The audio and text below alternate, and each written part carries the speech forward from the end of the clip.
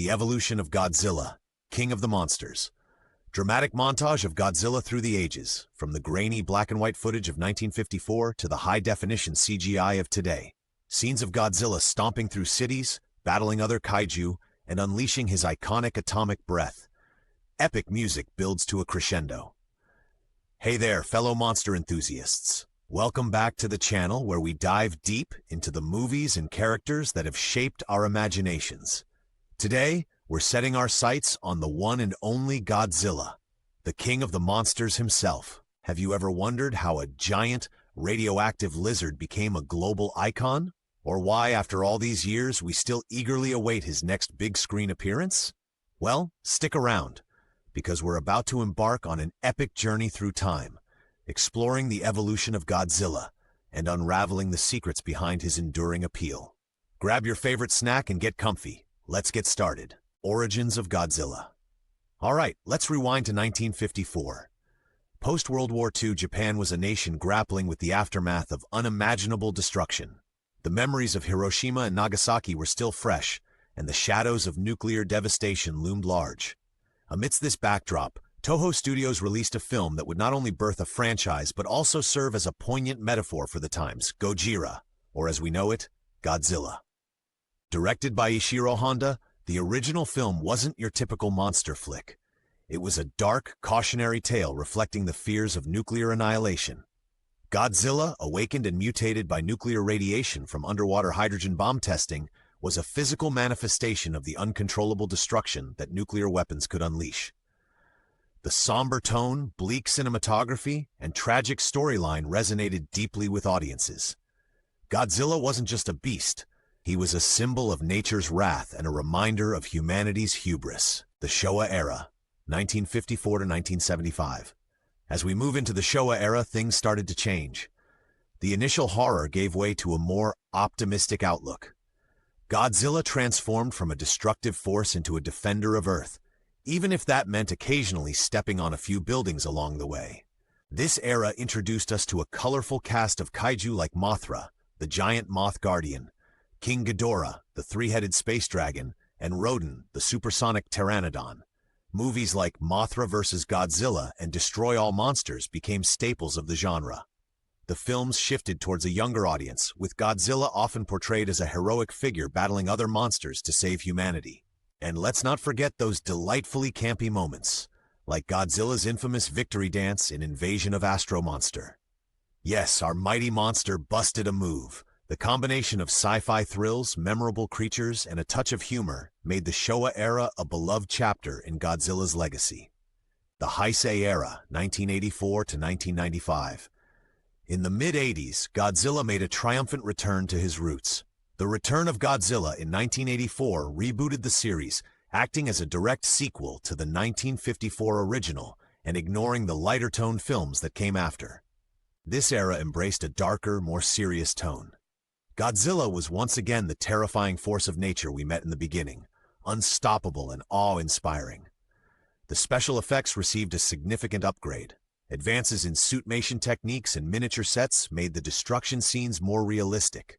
Films like Godzilla vs. Biollante introduced new and complex adversaries, blending environmental concerns with sci-fi elements.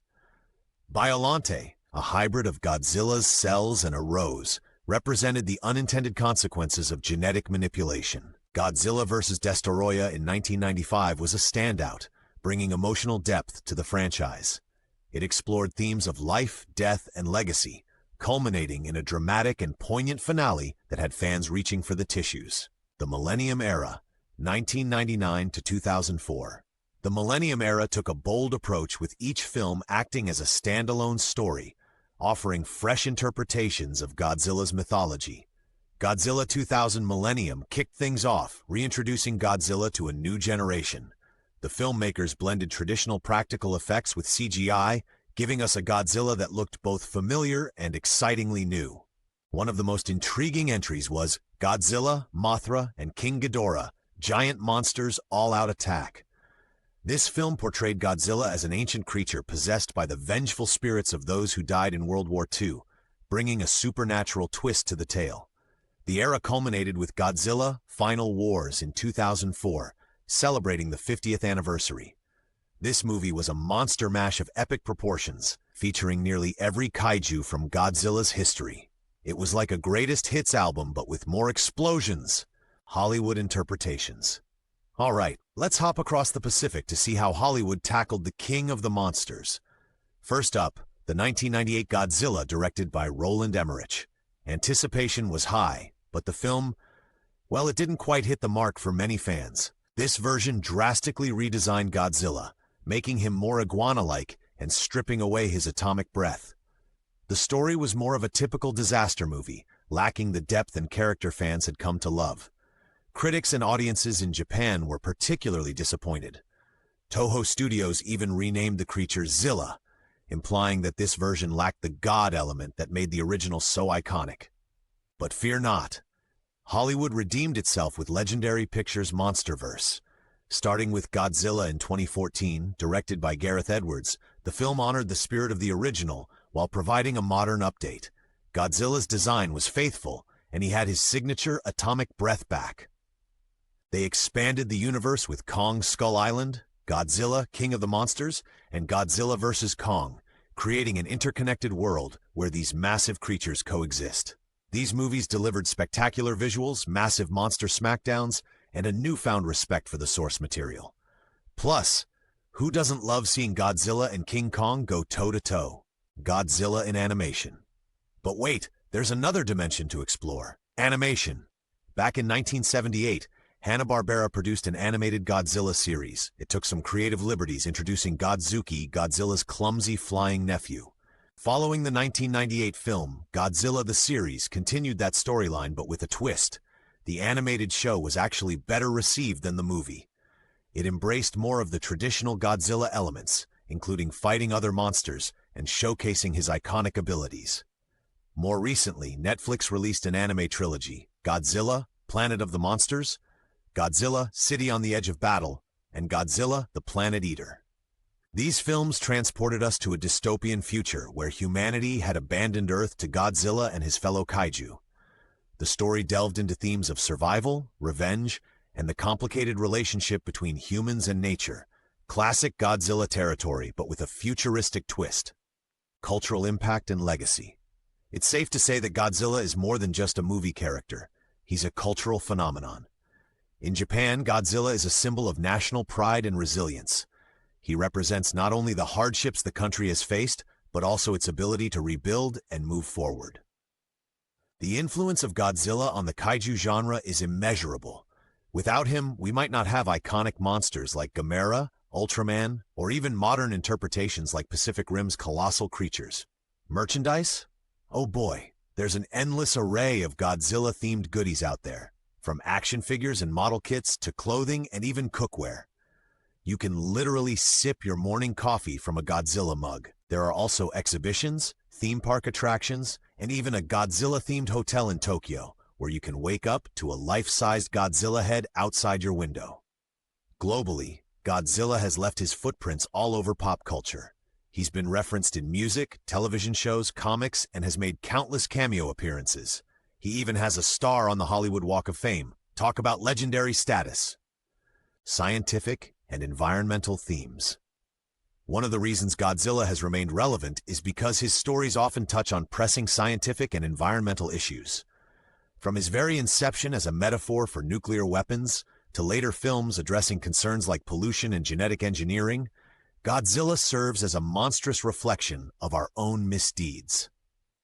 In Godzilla vs. Hedorah 1971, also known as Godzilla vs. the Smog Monster, the antagonist is a creature spawned from pollution itself.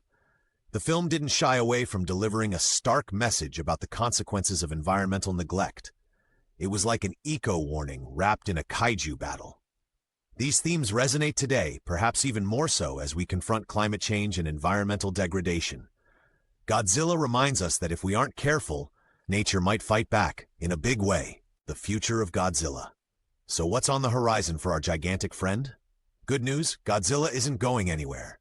In Japan, Toho Studios announced plans for new Godzilla projects, including movies and potentially expanded media like series or specials. They're keen on blending traditional elements with modern storytelling techniques. On the Hollywood front, there's talk of continuing the MonsterVerse. While nothing is set in stone, fan interest is high, and the studios are paying attention. Advancements in technology mean that future Godzilla films could be more visually stunning than ever before. Imagine immersive experiences, perhaps even in virtual reality. Who wouldn't want to feel like they're standing toe-to-toe with Godzilla? Well, maybe from a safe distance, behind the scenes. Let's peel back the curtain and take a peek at how Godzilla comes to life. In the early days, the magic was all about suitmation. Actors like Haruo Nakajima donned heavy rubber suits, enduring sweltering temperatures to bring authenticity to Godzilla's movements. These suits could weigh over 200 pounds. Talk about dedication. Miniature sets were meticulously crafted to detail, allowing for realistic city-smashing action. The special effects teams, led by legends like Eiji Tsuburaya, innovated techniques that would influence filmmaking for generations. As technology advanced, the franchise incorporated animatronics, puppetry, and eventually CGI. Each era brought new challenges and breakthroughs, but the heart of Godzilla remained the same, a blend of artistry and imagination. Conclusion. Wow, what a journey! From his atomic origins in 1954 to his blockbuster battles in the 21st century, Godzilla has evolved while staying true to the core themes that make him compelling. He's a symbol of destruction and hope, fear and wonder, a paradox wrapped in scales and fueled by radioactive breath. Godzilla's ability to adapt to the times, tackling relevant issues while delivering epic entertainment, is a testament to his lasting appeal. So here's to Godzilla, the king of the monsters, an icon for the ages. But hey, I want to hear from you. What's your favorite Godzilla era or movie? Do you prefer him as a villain or a hero? Share your thoughts in the comments below. Let's keep this monster-sized conversation going. Montage of fans at conventions dressed as Godzilla and other kaiju, clips of Godzilla merchandise collections, and fan art submissions. Don't forget to like, share, and subscribe if you enjoyed this deep dive. Your support helps keep this channel going, and we've got plenty more exciting content on the way. Credits and acknowledgements. Rolling credits over a collage of iconic Godzilla moments, set to an uplifting orchestral score. A huge shout out to all the creators, actors, and dedicated fans who keep the spirit of Godzilla alive. Special thanks to Toho Studios, Legendary Pictures, and all the artists whose work we've showcased. And of course, thank you for being part of this incredible community. Stay tuned for more adventures, and maybe even a surprise or two.